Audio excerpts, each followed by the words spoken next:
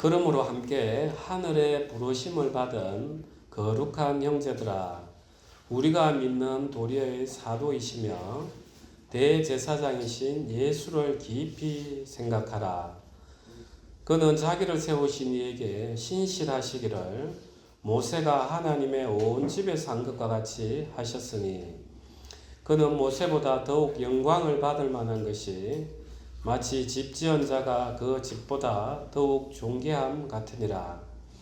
집마다 지은이가 있으니 만물을 지으신 이는 하나님이시라. 또한 모세는 장래에 말할 것을 증언하기 위하여 하나님의 온 집에서 종으로서 신실하였고, 그리스도는 하나님의 집을 맡은 아들로서 그와 같이 하셨으니, 우리가 소망의 확신과 자랑을 끝까지 굳게 잡고 있으면 우리는 그의 집이라. 아멘. 지금 히브리서 기자는 이제 유대 그리스도인을 향해서 이제 더욱더 간곡하게 이야기하고 있습니다. 그래서 1장, 2장에서는 우리가 천사 숭배에서 우리가 벗어나야 된다. 그 이야기를 히브리서 기자는 차근차근한 논조로 이야기하시면서 오히려 천사들이 지금 예수님을 경배하고 또 구원받을 자를 섬기고 있다. 그 이야기를 쭉 하셨습니다.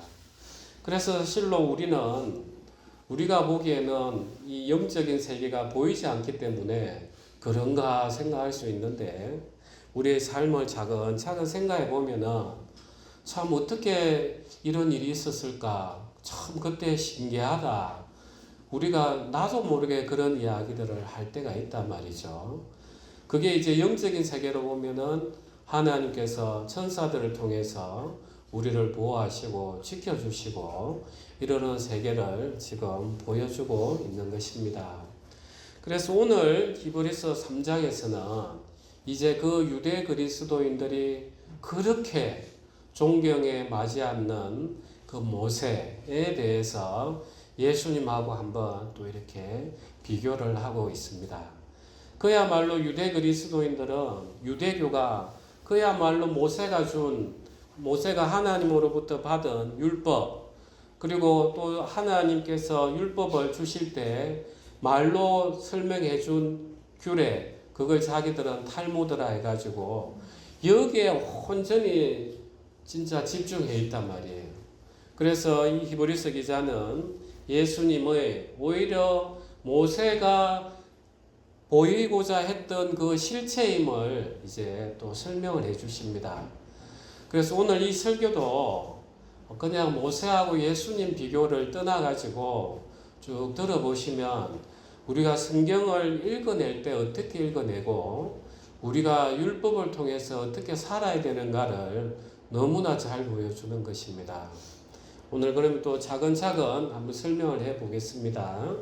1절에 보면, 그러므로 함께 하늘의 부르심을 받은 거룩한 형제들아, 우리가 믿는 도리의 사도이시며 대제사장이신 예수를 깊이 생각하라. 이 사도라고 한단 말이에요. 사도. 아포스톨로서라고 합니다. 아포스톨로서.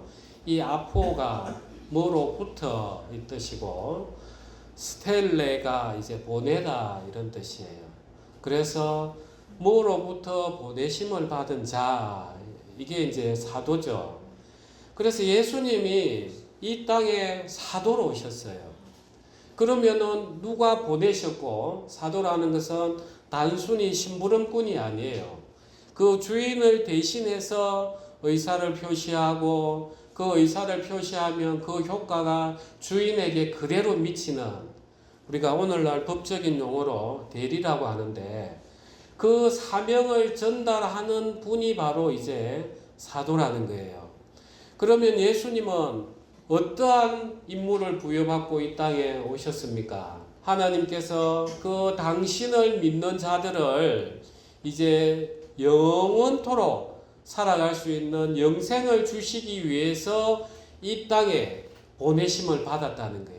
그래서 하나님께서 이제 사도를 보내면서 예수님의 초림하셨을 때는, 재림하실 때는 이제 모든 게 심판으로 종료가 되지만, 인자로서 인간의 아들로서 사도로 보내실 때는 심판을 선포한 게 아니라 예수 그리스도를 내세워서 예수를 믿으라. 그러면은 영생을 주리라. 내가 마지막 날에는 살리리라. 이 목적을 가지고 이제 보내셨단 말이에요. 그러면 이제 이 사도로 부름을 받은 이 예수님은 어떠한 일을 해야 되겠습니까? 우리가 예수님을 실컷 믿었는데 마지막 날에 돼가지고 아니래 하면 큰일 나잖아, 그죠? 우리가 세상에는 이 동아줄인 줄, 튼튼한 동아줄인 줄 알고 잡았는데 그 위에는 썩은 동아줄이 많잖아, 그죠? 우리가 어려울 때 걱정하지 말고 내인데 전화해라. 너 승진 도움 필요할 때 전화해라. 하지만 밑에서 잡고는 있는데 위에는 뭐예요? 예, 다 한 줄 외가다. 그런 상태단 말이에요. 그러니까 우리가 이제 예수님께서 하나님의 사도로 보내심을 받았는데 예수님이 그런 분이 되시면 안 되잖아요. 큰일 나잖아요. 그래서 예수님께서는 사도로 부르심을 받고 또 우리를 살리셔야 되니까 왜 우리가 죽음이 왔습니까? 왜 죽음이 왔죠? 예, 죄 때문에 왔단 말이에요. 죄 때문에. 그러면은 사도로 부르심도 받아야 되지만 영원히 살리시려면은 당신의 그 영생을 줄 수 있는 능력을 가지셔야 되잖아. 그죠? 그래서 예수님께서는 죄의 문제를 해결하러 오셨단 말이에요. 이걸 해결하시는 분이 누굽니까? 예, 예수님이신데 구약에서는 누가 해결합니까? 예, 제사장이 해결한단 말이에요. 그래서 오늘 보면은 1절에 우리가 믿는 도리의 사도이시며 대제사장이신 예수를 깊이 생각하라. 이 이야기를 하고 있는 거예요. 그래서 예수님을 다 우리가 생각을 하면 예수님이 이 땅에 왜 오셨지? 하나님이 예수님을 믿으면 그 아들을 믿으면 구원하신다는데 도대체 예수님이 어떤 능력이 있으시길래 마지막 날에 우리가 구원을 받지? 내가 진짜 예수님 믿어도 되나? 이제 이 부분에 대한 답을 주시는 거예요. 그러니까 예수님께서는 반드시 죄를 해결하셔야만 되는 거예요. 예수님께서 이 땅에 오셨을 때 이제 귀신을 쫓아낼 때 하시는 말씀이 있어요. 우리가 강한 자의 집에 가서 재물을 넉탈하려면 그 강한 자를 먼저 붙들어 매야 되죠. 그죠? 그러니까 사단에게 잡혀 있는 이 우리 인생, 죄와 사망에 붙들려 있단 말이에요. 그러면 누구를 먼저 붙들어야 됩니까? 예, 사단을 꽁꽁 묶어야 된단 말이에요. 그래서 예수님께서 이 땅에 오셔가지고 죄를 대신하시면서 당신이 죽음을 이기셨기 때문에 이제 사단을 꽁꽁 묶어놨단 말이에요. 그런 다음에 우리의 생명을 그야말로 노략질 하듯이 한 사람 한 사람을 부르면 이제 우리가 그 음성을 듣고 예수님 앞으로 오는 거예요. 그래서 예수님께서 사단의 머리를 깨뜨리지 아니했다면 우리는 아무리 내가 주를 믿습니다 하지만 내 마음으로는 주를 믿어내지 못해요. 우리 인간으로는 할 수가 없어요. 그런데 지금은 예수님께서 그 사단을 다 묶어놨단 말이에요. 우리에게 아직까지 그 잔재 세력들은 남아서 우리를 때로는 억압하지만 이제 하나님께서 그것도 사실 은혜죠. 우리를 훈련하는 과정에 있으니까. 이제 예수님께서는 사도이시며 제사장으로, 대제사장으로 오셨어요. 이렇게 오신 분이 구약에 누굽니까? 예, 모세란 말이야. 모세. 자, 모세는 이제 하나님께서 그 떨기나무 가운데서 불렀습니다. 그 사막의 떨기나무라는 게 지금 미국의 캘리포니아 서부 사막에 가면 그 식물이 둥그런 것이 서부 영화 보면 굴러다니죠.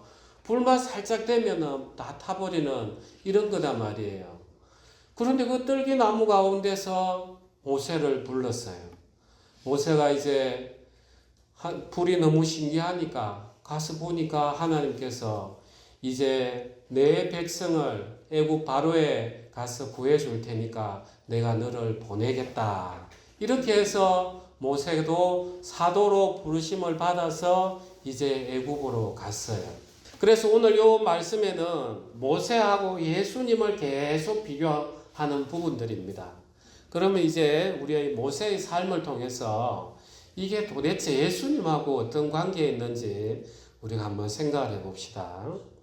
자, 이제 모세는 태어나자마자 이제 애굽의 바로 왕이 히브리 여인이 출산하는 남자애들은 다 죽이라 했단 말이에요. 그런데 이제 마침 하나님께서 은혜를 입히셔서 그 모세가 갈대 상자에 마치 노아의 방주처럼, 그래서 그 갈대 상자도 태바, 방주도 태바 이러는 거예요. 우리 오늘날 교회가 또 태바죠. 거기에 탁 담아서 나일강으로 떠내려 보내는데 하나님께서 그 바로의 딸, 그 공주에게 마음을, 긍휼히 여기는 마음을 주셔서 이제 모세가 생명을 얻었습니다. 그래서 이제 모세가 이제 자기 백성들에게 내려갔어요. 갔는데 처음에 믿습니까? 안 믿는단 말이에요. 그런데 이런저런 심판들을 통해서 마지막에 하나님께서 모세를 통해서 이제 이 애굽의 죽음의 심판을 내리겠다. 사람뿐만 아니라 짐승까지 모든 장자를 내가 다 심판하겠다. 너희 이스라엘 백성은 어린 양을 잡아가지고 이제 좌우 문설주와 문인방에 발라라. 내가 피를 볼 때 죽음을 넘어가리라 해서 그 피를 발라가지고 이제 이스라엘은 구원을 받았어요. 그런 다음에 이제 모세는 홍해를 건너가지고 그 이스라엘 백성을 다 마른 땅을 건너서 400년 동안 종살이했던 애굽을 벗어나게 했습니다. 그런 다음에 이제 광야를 쭉 거치면서 이스라엘 백성들이 먹을 걸 가지고 불평하면 하나님께 기도해서 만나를 내리시고, 또 목마르다고 원망하고 불평하면은 그 하나님께서 주신 지팡이로 반석을 탁 두드리니까 또 반석에서 물이 나와서 목을 축이고, 그 다음에 하나님이 또 당신의 그 백성들과 이제 언약, 택한 백성임의 계약을 맺기 위해서 이제 또 율법을 주셨어요. 율법을 받자마자 내려오니까 이제 이스라엘 백성들이 금송아지를 섬기고 있으니까 하나님께서 진멸을 하려고 하니까 모세가 기도해서 내 생명은 제할지라도 저들을 용서해 달라고 해서 또 이스라엘을 구원케 하시고, 그런 다음에 이제 쭉 광야를 거치는데 길을 빙빙빙빙 도니까 얼마나 불평불만이 많겠습니까? 그들은 정말 가나안 땅에 곧 가서 큰 집 짓고 떵떵거리고 살 거라 생각하고 나왔는데 광야만 40년을 돌아다니니까 불평불만이 나올 수밖에 없죠. 하나님 원망하고. 그래서 하나님께서 아직도 훈련이 덜 된 걸 보시고 불뱀을 보냈어요. 그야말로 날아다니는 불뱀을. 그러니까 몰리면 탁탁탁탁 죽고 하니까 모세가 또 기도하니까 하나님께서 노뱀을 만들어가지고 달아라. 그러면서 노뱀을 쳐다본 적 살더라. 그런 다음에 여호수아를 통해서 이제 가나안 땅으로 들어가도록 그렇게 모세를 이끌었습니다. 이제 이게 전부 다 예수님을 나타내는 그림자단 말이에요. 한번 잘 보십시오. 모세는 유월절 어린 양을 잡아가지고 그 피를 좌우 문설주와 문인방에 발랐단 말이에요. 그 인간의 모든 세상의 죄를 짊어진 어린 양이 누굽니까? 예수님이다 말이에요. 실체다 말이에요. 실체. 모세는 모형적으로 어린 양의 피를 발랐는데 진짜 그 어린 양이 예수님이다 말이에요. 그러니까 모세가 하는 것은 오실 예수님을 계속해서 보여주고 있었어요. 그 다음에 이제 홍해를 건넜습니다. 그래서 사도 바울은 홍해를 건너는 모습을 세례라고 이야기한 거예요. 진짜 우리가 그 심판 가운데서 죽어야 되는데 예수님 당신이 십자가에서 죽고 부활하는 그걸 우리가 믿은 바를 고백하는 게 세례단 말이에요. 그러니까 실제로 죽고 부활하신 분이 누굽니까? 예수님. 그래서 예수님의 죽음과 부활을 나타내는 게 홍해를 건너는 그 모습이었어요. 그 다음에 이스라엘 백성들이 하나님 저희들 굶어 죽겠습니다. 애굽에 있을 때 그 고기 가마 곁에서 부추랑 먹을 때가 좋았습니다. 하니까 만나를 하나님 내려주셨는데 하늘에서 오신 생명의 떡 되시는 분이 누굽니까? 예수님. 그 다음에 이제 이 반석을 지팡이로 탁 치니까 이제 물이 나왔습니다. 예수님, 하나님께서 예수님을 십자가에 탁 매달아 놓고 그게 심판을 탁 치니까 예수님 옆구리에서 뭐가 나왔습니까? 예, 물과 피가 되어서 우리에게 영원한 생명수가 되셨단 말이에요. 그런 다음에 이제 예수님은 모세는 하나님께서 천사를 통해서 돌에 새긴 율법을 주셨는데 그 율법의 말씀의 본체가 누굽니까? 예수님. 그래서 예수님은 하나님의 그 사랑의 법을 그대로 가지고 오셔가지고 이 땅에서 말씀하시고 가르치셨단 말이에요. 그런 다음에 또 우리가 사실 금송아지를 숭배하는 삶이었는데 예수님이 십자가에 당신이 당하시면서 저들을 용서하소서 그 중보 때문에 그 효력이 우리에게도 와가지고 우리가 용서함을 받았어요. 그런 다음에 이제 또 우리가 구원을 받았다고 하지만 세상 살아가면서 얼마나 하나님 앞에 불평불만이 많습니까? 하나님 도대체 왜 이렇습니까? 제가 하나님 믿고 세례까지 받았는데 왜 내 인생이 이리 어렵습니까? 그 이스라엘 백성이 광야 뺑뺑뺑뺑 돌면서 불평불만하던 모습과 똑같은 거예요. 그럴 때 우리는 뭘 쳐다봐야 됩니까? 예, 그 노뱀으로 달려 심판받은 그 노뱀이 실제 누구예요? 예수님. 그러니까 지금 모세를 유대 그리스도인들은 바라보고 있는데 실제로는 이 모세를 통해서 누구를 나타내고 싶은 거예요? 예, 예수님을 나타내고 싶은 거예요. 그러니까 오늘 이 유대 히브리서 기자는 우리 3장 5절 한번 보십시오. 또한 모세는 장래에 말할 것을 증언하기 위하여 하나님의 온 집에서 종으로 신실하였고. 그래서 구약 성경을 읽을 때는 우리는 누구를 먼저 생각을 해야 된다는 거예요. 예, 본체이신 예수님을 구약 성경에는 어떻게 증거를 해놨는가. 그러면 이걸 계속 보고 신약까지 오면은 하나님이 어떠하신 분입니까? 한 번 말씀하시고 1000년, 2000년이 지나도 변하지 않으시는 그 신실하신 하나님을 우리는 신뢰하게 되는 거예요. 우리는 성경을 이렇게 읽어내야 되는 거예요. 그냥 구약 쭉 읽어가지고 이게 신약에는 이것고 그게 우리 인생에 필요가 없어요. 우리는 성경을 왜 읽느냐? 하나님을 만나고 내 마음 가운데서 성령을 인도함을 받아가지고 내 삶에 실제 적용이 되기 위해서 우리는 성경을 읽는 거예요. 그런데 오늘날 얼마나 많은 사람들이 지식으로만 채운단 말이에요. 그래서 나는 성경 몇 번 읽었고 이것은 뭘 이야기하는 거고 그런데 어려움이 오면 다 무너져. 내 삶에 이 실체가 내게 들어오지 않았단 말이에요. 그래서 오늘 3장 1절에 보면은 대제사장이신 예수를 깊이 생각하라. 그래서 이 깊이 생각하라는 게 카타데오라고 합니다.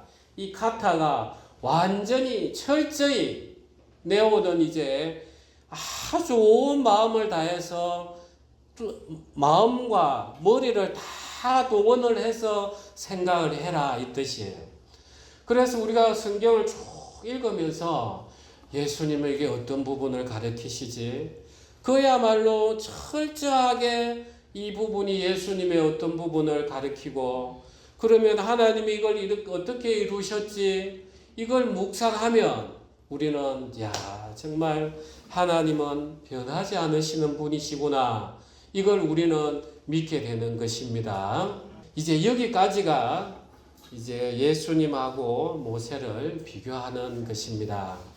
그런데 이제 오늘날 우리는 이 말씀을 가지고 신앙을 어떻게 해야 되는가 이제 좀 설명을 드리겠습니다. 우리가 이제 신앙을 하면서 다 복받길 원합니다. 그런데 이제 구약 성경의 신명기에 보면은 모세가 이야기를 합니다. 율법을 통해서 너희는 여호와의 말씀을 청종해라. 그러면 너희 성읍이 복을 받을 것이고 들판도 복을 받을 것이고 너희 바구리도 복을 받을 것이고 너희가 들어오고 나갈 때도 복을 받을 것이고 내 자식도 소산 풍성해서 복을 받을 것이고 전부 다 이제 복에 대한 이야기를 하고 있어요. 그래서 이스라엘 백성들은 아주 현세지향적인 신앙을 했어요. 그 당시에. 그래서 내가 잘 산다는 걸 보면은 다른 사람이 시기 질투하는 게 아니라 야, 하나님 복을 많이 받았네. 이런 관점으로 접근을 했단 말이에요. 그런데 이제 참 첫 번째 말을 빠뜨린 거예요. 여호와의 말씀을 청종하며 이에 딸려 나오는 거였는데 이 사람들은 여호와의 말씀을 청종하는 것은 빼버리고 그냥 내가 이 땅에서 잘 살면 이게 하나님이 주시는 축복이네 이리 생각했단 말이에요. 이게 오늘날 재정의 복을 내려달라고 그렇게 설교하고 강연 다니시는 그런 분들이 계세요. 그래서 그분들도 이번 우리 총회에서 이단으로 이렇게 정죄를 했습니다. 그런데 이제 신약에서는 왜 이 사람들을 이단으로 우리가 정죄를 하는지 한번 보세요. 신약에서 우리가 마태복음에 보면 누가 복 있는 자입니까? 예. 심령이 가난한 자고 마음이 애통한 자고 그 다음에 온유한 자고 화평하게 하는 자고 전부 다 이런 사람들을 하나님께서 복이 있다고 했어요. 구약시대의 그 복하고 지금 뭐가 좀 달라요. 자, 이 사람들은 마음이 애통하고 심령이 고통스럽고 이런 사람들은 누굴 찾습니까? 예, 주님을 찾는단 말이에요. 예수님, 저 어떡하죠? 저 이렇게 내일 먹을 게 없어요. 이제 어떡합니까? 주님, 저 좀 도와주십시오. 그러니까 이 사람들은 마음에 누구를 품어내는 거예요? 예수님. 예수님을 품는 그게 복이라는 거예요. 이해가 되십니까? 그러면 구약하고 신약하고 다른 걸 이야기하는 게 아니에요. 똑같은 이야기인데 구약 당시에는 성령이 내주하지를 않았어요. 그래서 하나님께서 이스라엘 백성에게 그야말로 당근을 줬단 말이에요. 너희 내 말 잘 들어라. 그러면 내가 너희 복되게 해줄게. 그렇게 이야기한 건데 그 말씀 잘 듣는 거는 빼버리고 복 받는 것만 생각을 했단 말이에요. 그런데 이제 그대로 예수님이 실체로 오셨잖아. 그죠? 예수님이 실체로 오셔가지고 나를 품는 게 복이다. 여호와의 말씀을 청종하는 게 뭡니까? 하나님이 예수 그리스도를 왜 보냈습니까? 그 아들을 믿는 자에게 영생을 주시기 위해서 그 아들을 보내셨단 말이에요. 그러니까 오늘날 우리에게 복은 누굽니까? 예수님이란 말이에요. 내가 예수님을 많이 품으면 품어낼수록 나는 복받은 자인 거예요. 그래서 예수님께서 이야기하시는 거예요. 너희는 먼저 그의 나라와 의를 구해라. 그러면 이 모든 것에 더하여 지리라. 이해가 되십니까? 그래서 우리는 예수님을 먼저 품어내면 이 땅에 일어나는 우리의 필요한 것들을 하나님께서 더해 주신다는 거예요. 그러니까 모형하고 실체가 이제 이해가 되시죠? 예. 그래서 우리가 구하는 복은 뭐냐면 예수님 앞에 엎드려는 예수님을 품어내는 것. 예수님이 내 마음 가운데서 더욱더 충만하게 일어나면 날수록 나는 복받은 자인 거예요. 그러면 나머지도 전부 다 나에게 이루어지는 그런 세계다 말이에요. 이게 이제 우리가 복의 실체인 겁니다. 그 다음에 이제 또 한번 봅시다. 예수님이 이 땅에 오셔가지고 이제 율법을 다시 새롭게 설명을 해 주십니다. 마치 모세가 시내산에서 율법을 받아 내려오시는 것처럼 그래서 마태복음에서는 예수님이 율법을 설명하는 걸 어디서 한다고 표현되어 있어요? 산에서. 그래서 산상수훈이다 이렇게 이야기를 하고 있어요. 그런데 누가복음에는 그 복음을 어디에서 선포하고 있죠? 평지에서 하고 있다고 이렇게 또 이야기하고 있어요. 똑같은 복음을 선포하는 모습인데, 자, 누가복음에는 이 이방인들을 향해서 지금 복음을 전한단 말이에요. 그래서 헬라 지역에는 산악 지역이란 말이에요. 산악 지역. 그러니까 예수님께서 이스라엘 백성이 보면은 평지의 구렁이지만 그들이 보기에는 산이라 표현하고, 헬라 지방에서 보기에는 평지인 거예요. 그래서 마태복음에서는 산상수훈이다 이렇게 하고, 누가복음에서는 평지에서 이렇게 말씀을 전하는 그 모습을 똑같이 표현하고 있어요. 예수님께서 이제, 우리는 지금 왜 제가 이 이야기를 하는지 잘 들으셔야 됩니다.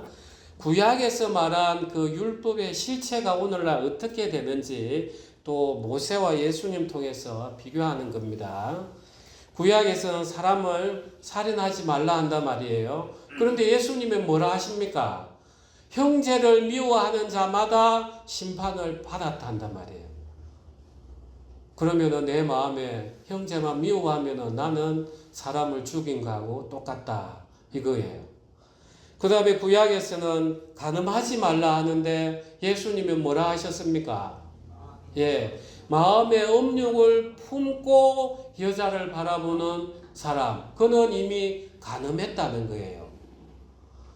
그러면 그 다음에 또 예수님께서는 전부 다 하시는 이야기가 무슨 이야기입니까? 마음의 세계를 이야기하고 있는 거예요. 그러니까 한번 잘 보십시오. 이 율법과 예수님 말씀이 어떻게 이루어지는지. 자, 내가 형제를 막 미워하는 마음이 일어나요. 그 미워하는 마음이 극에 달한 모습이 누구였습니까? 구약에 가인하고 아벨이었단 말이에요. 하나님께서 가인하고 아벨이 똑같이 제사를 지냈는데 아벨 거는 받아들였는데 가인 거는 안 받아들이니까 가인이 아벨이 미웠죠. 하나님 앞에 원망하고 대적은 못하니까 그냥 저 아벨이 미운 거예요. 저는 일도 열심히 안 하고 양만 몰고 다니더니 내 땡볕에 일할 때 그늘에 쉬고 그 양 잡아가지고 피 들이는 거 하나님이 받으시네. 그 마음이 그냥 미운 마음이 들었단 말이에요.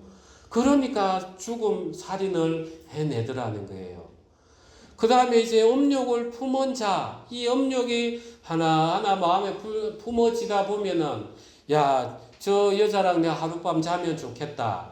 이제 그러면서 자기도 통제할 수 없는 상태로 나아가는 게 이제 간음이다 말이에요. 그러니까 예수님은 이 율법을 통해서 죄의 본질을 설명해 주는 거예요. 자, 우리가 겉으로 볼 때는 죄가 선악과를 먹으면서 죄가 들어왔어요. 왜냐하면 우리 눈이 밝았기 때문에. 그래서 형제를 미워하는 이유가 뭡니까? 내 기준에는 저 형제가 잘못됐거든. 그죠? 그런데 이제 그 이면에는 뭐냐 하면은 탐심이다 말이에요. 탐심. 모든 게 탐심에서 시작이 됐단 말이에요. 사단이 그 하와에게 탐심을 넣어줬단 말이에요. 그 눈을 가지고 선악과를 보니까 야, 그거 맛있게 생겼네. 지혜롭게까지 해 보이네. 이렇게 보였단 말이에요. 그러니까 탐심이 딱 들어오면 탐심을 가지고 선악을 판단하면 죄로 나아가는 거예요. 간음을 음욕을 품은 거 한번 보십시오. 야, 내 저 여자랑 한 번만 잡았으면 탐심이 들어왔어요. 그런 다음에 야, 참 멋지게 생겼네. 예쁘네. 그 내 선악을 판단하니까 죄가 들어온단 말이에요. 형제를 왜 미워합니까? 내 사랑이란 말이에요. 어떻게 저렇게 내인데 못 맞춰줘? 나를 향한 사랑이기 때문에 이 탐심을 가지고 옳고 그른 걸 판단하니까 죄가 들어오는 거예요. 이해가 되십니까? 예. 그러니까 이제 예수님께서는 한번 잘 보십시오. 구약의 율법은 어디에다 새겼습니까? 돌판. 이스라엘 백성이 지켰습니까? 못 지켰습니까? 못 지켰어요. 그런데 오늘날 이 마음을 우리 지켜낼 수 있습니까? 지켜낼 수 있어요, 없어요? 구약의 백성들은 그 행위도 못했는데 음욕이 일어나면 내가 간음하고 미움이 일어나면 내가 살인한 거하고 똑같아. 도대체 이게 뭐야? 지켜낼 수 있습니까? 그래서 오늘날 우리 그리스도인은 성령께서 도우시지 않으면 한 걸음도 나갈 수 없는 거예요. 그래서 예수님께서 그 율법을 어디에 새긴다는 거예요? 예, 그래서 마음에 새긴다는 거예요. 이해가 되십니까? 구약에는 행위만 보면 돼요. 그래서 돌판에 법을 새겼는데 지금은 모든 게 마음에서 일어난단 말이에요. 탐심에서부터. 그래서 그 법을 마음에 새기지 않으면 예수님의 그 말씀하신 걸 우리는 하나도 지켜낼 수가 없는 거예요. 그래서 예수님께서 하시는 거예요. 이야기하시는 거예요. 모든 탐심을 버리라. 사람의 생명이 그 소유의 넉넉함에 있지 아니하도다. 여러분들은 온 몸 전체가 탐심이죠. 간혹 가다가 하나님께서 성령의 은혜를 베푸시면 그때 조금 정신이 들어가지고 아유 그래 예수님께서 정말 예수님은 온전히 사랑이신데 이렇게 사랑하셨는데 내 이렇게 살면 안 되지. 그때 한번 정신이 제정신이 든단 말이에요. 그렇죠? 그래서 이 탐심의 반대가 뭡니까? 예, 나를 죽여내는 거잖아, 그죠? 이게 사랑이다 말이에요. 예, 탐심의 반대가 사랑이에요. 오늘날 우리 신앙인들의 모습을 한번 봅시다. 우리가 이제 신앙을 하는 사람은 행위로 하는 사람이 있고 자기 부인으로 하는 신앙을 우리가 크게 구분할 수가 있어요. 자, 행위로 하는 신앙은 내 열심으로 합니다. 정말 헌금도 열심히 내고 그 다음에 교회 봉사도 열심히 하고 이웃에게 착한 행동도 하고 자, 이런 사람들은 내 마음에 자기 부인을 하지 않더라도 겉으로 흉내낼 수 있습니까? 없습니까? 예, 있어요. 그래서 행위로 하는 신앙은 거짓 신앙인 거예요. 마치 이스라엘 백성이 신앙했던 것과 똑같은 거예요. 자기들은 자기를 이 세상의 욕망을 위해서 하나님을 섬기고 제사를 지낸다 하지만 전부 다 자기를 위한 거였단 말이에요. 그래서 우리가 교회에서는 늘 경계해야 되는 분이 누구냐? 내 열심으로 신앙하는 사람입니다. 교회를 어지럽혀요. 조금 내 인정 못 받으면 전부 다 교회에 돌아서고 목사가 어떻고 형제가 어떻고 그런 신앙하면 안 돼요. 그는 자기를 죽이지 못한 신앙이다 말이에요. 하나님 원하시는 것은 그게 아니에요. 자기를 죽여내는 신앙이에요. 이게 바로 자기 부인의 신앙이다 말이에요. 예수님께서 오른밤을 탁 때리면 왼밤을 돌려내라. 자, 이 왼밤을 돌려내려고 하면 우리 마음에는 육체적으로 근본이 뭐가 올라옵니까? 오른밤을 딱 때리면 내가 칼로 찔러 죽여야지 더 큰 마음이 올라온단 말이에요. 그죠? 그런데 내가 왼밤까지도 돌려내려고 하면은 이 모든 일들이 하나님께서 허락하시는구나. 하나님께서 내가 저 사람 생명을 얻기 위해서는 예수님이 당신이 그 사랑으로 우리를 감싸안았듯이 나도 사랑으로 내 뺨을 대어주고 저 사람이 그 분노를 표현해서 내 사랑 앞에 녹아내리길 바라는 그 마음이 있어야만 내가 왼뺨을 돌려낼 수 있는 거예요. 사랑하는 우리 형제자매님, 신앙은 진짜 자기 부인이 이루어지지 않으면 거짓말입니다. 그는 하나님만 못해요. 하나님을 더 대적하게 되어 있습니다. 진짜 우리가 자기 부인이 되면은 예수님을 사랑할 수밖에 없기 때문에 사랑의 열매와 성령의 열매가 더욱더 나오는 거예요. 지금 모세와 예수님을 계속 비교하고 있잖아요. 모세를 통해서 모세는 진짜 그 오실 예수님의 모양을 미리 증거하는 거란 말이에요. 본체는 그 예수님이에요. 율법도 보세요. 겉으로 볼 때는 내가 간음 안 하고 사람 안 죽이고 부모 섬기는 것 같지만 그 속은 전부 다 골마 터졌단 말이에요. 예수님은 그 우리의 본체를 오셔가지고 이야기하고 계시는 거예요. 그럼 우리가 이걸 어떻게 이겨낼 수 있습니까? 어떻게 이겨낼 수 있습니까? 탐심을 어떻게 우리가 이겨낼 수 있겠습니까? 우리가 예수님께서 이야기하십니다. 내 오른 눈이 실족하게 하면 이 눈을 빼어버리라 하죠. 그 다음에 오른손이 실족하게 하면은 잘라내버리라 한단 말이에요. 정말 이 죄라는 게 무서워요. 사실 우리가 하나님 그 말씀대로 했다면 우리가 전부 다 문둥병자보다 더 못하지 않겠습니까? 눈 다 빠지고 손 다 몸뚱아리 막 굴러다니지 않겠어요? 본래 그 우리가 받아야 될 죄에 대한 형벌이에요. 그런데 이걸 누가 받았다는 거예요? 예수님 사랑을 우리는 이렇게 알아가는 거예요. 그러면은 내가 행위로 나아가고 내 욕심으로 나아갈 때, 그래, 내 이 욕심 때문에 예수님께서 십자가에 그렇게 다 옷벗김을 당하고 십자가에서 못 박히시고 옆구리가 찔리시고 얼마나 또 체력적으로 약하셨으면 다른 강도들보다 먼저 또 돌아가시고 죽음에 누이시고 하나님 당신께서 그렇게 오셨는데 내가 이렇게 살면 되겠나 하면서 그 사랑으로 인해서 내 마음에 법이 새겨지는 거예요. 그런 다음에 또 이제 우리가 주기도문이 어디에 있습니까? 우리가 마태복음 7장 한번 가볼까요? 6장 9절부터입니다. 나라가 임하시오며 뜻이 하늘에서 이루어진 것 같이 땅에서도 이루어지이다. 오늘 우리에게 일용할 양식을 주시었고 우리가 우리에게 죄 지은 자를 사하여 준 것 같이 우리 죄를 사하여 주시었고 우리를 시험에 들게 하지 마시었고 다만 악에서 구하시옵소서.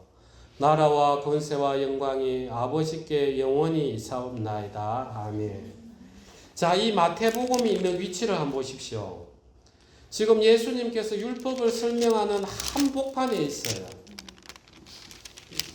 그러니까 이 한복판에 예수님께서 기도를 가르치신 데는 그만한 이유가 있는 거예요. 이 율법을 행하기 위해서는 우리의 능력으로 할 수 있습니까? 기도하라는 거예요. 그래서 주기도문이 한복판에 있단 말이에요. 그런데 여기 기도했던 내용 중에 자기 사랑을 위해서 기도하는 게 뭐가 있습니까? 자기 인생을 위해서 기도한 게 뭐가 있어요?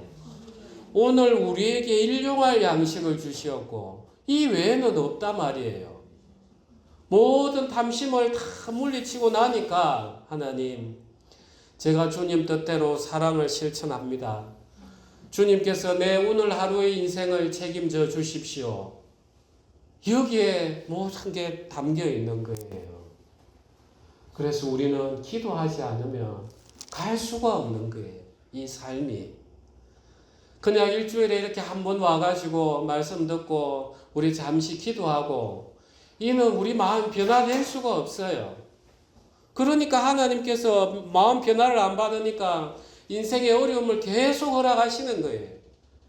그들이 진실로 하나님의 자녀라면 마음이 변화될 때까지 하나님 인생의 고난을 허락하시는 거예요. 그게 징계단 말이에요.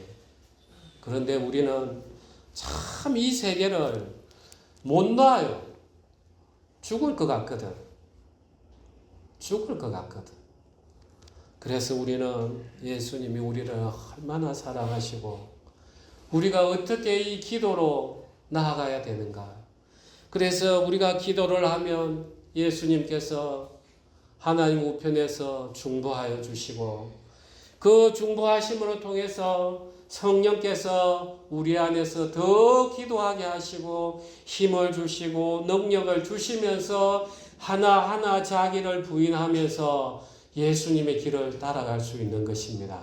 저도 이제 이 기도를 이번 말씀을 준비하면서 이런 마음이 들었습니다. 저희가 어떤 사람을 놓고 기도할 때가 있어요. 하나님, 이 형제 이 자매 이런 어려움이 있습니다 하면서 한참을 기도를 하면은 하나님께서 그분의 마음도 느끼게 해주시고 정말 그분을 대신해서 어떤 경우에는 저도 모르게 제가 울어요. 그러니까 처음엔 저는 그 세계를 이해를 못했어요. 그 사람을 위해 기도하는데 내가 왜 우는지 모르겠어요. 그렇다고 제가 눈물이 많은 사람도 아닌데 막 그 사람을 위해 기도하는데 내가 펑펑 우는 거예요. 그러면서 그 뒤에 알게 됐어요. 하나님, 저 사람을 지금 주님께서 그렇게 위로하고 알아주시는군요 하면서 제가 그 마음을 전달을 해줘요. 하나님께서 위로하신다. 하나님 형제님 자매님 힘내십시오. 이렇게 기도를 해요.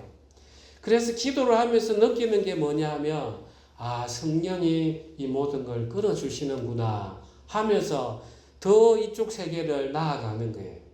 그러면 우리가 하나님 앞에 기도할 때도 똑같은 성령으로 기도하기 때문에 원리가 똑같은 거예요. 내 인생에 어려움이 온다. 그러면 하나님께서 이 얼마나 지금 하나님이 많은 말씀을 해놨습니까? 오늘 이 말씀을 다 펴놓고 하나님 이 말씀을 오늘 저에게 하는 말씀입니다. 하나님 이 말씀을 하실 때는 당신의 마음이 어떠신지 저에게 보여주십시오. 하면 기도 중에 하나님께서 이 말씀 가운데서 설명해 주시고 당신이 우리를 향한 마음을 열어주시는 거예요. 그러면서 하나님께서 내 기도를 들어주시는구나.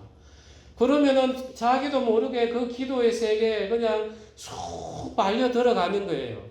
그때 이것저것을 하나님께서 열어주시는 거예요. 그래서 우리는 진짜 예수님을 깊이 묵상을 하면 예수님의 사랑이 우리 가운데 들어오고 그 다음에 기도를 깊이로 우리가 예수님과 하나님 주시는 말씀 속에서 들어가면은 성령의 일하심을 통해서 하나님께서 우리의 기도를 들으시고 하나님께서 또 우리에게 응답하시는 이 세계를 우리가 걸어갈 수 있는 것입니다. 우리가 히브리서 다시 해서 읽고 정리하겠습니다. 오늘 말씀을 묵상하시면서 1절부터 6절까지 우리가 합독을 하겠습니다. 그러므로 함께 하늘의 부르심을 받은 거룩한 형제들아, 우리가 믿는 도리의 사도이시며 대제사장이신 예수를 깊이 생각하라.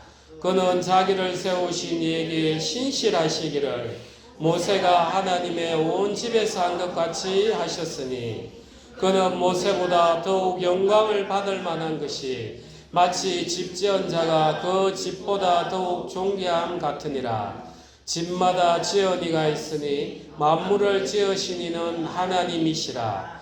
또한 모세는 장래에 말할 것을 증언하기 위하여 하나님의 온 집에서 종으로서 신실하였고 그리스도는 하나님의 집을 맡은 아들로서 그와 같이 하셨으니 우리가 소망의 확신과 자랑을 끝까지 굳게 잡고 있으면 우리는 그의 집이라.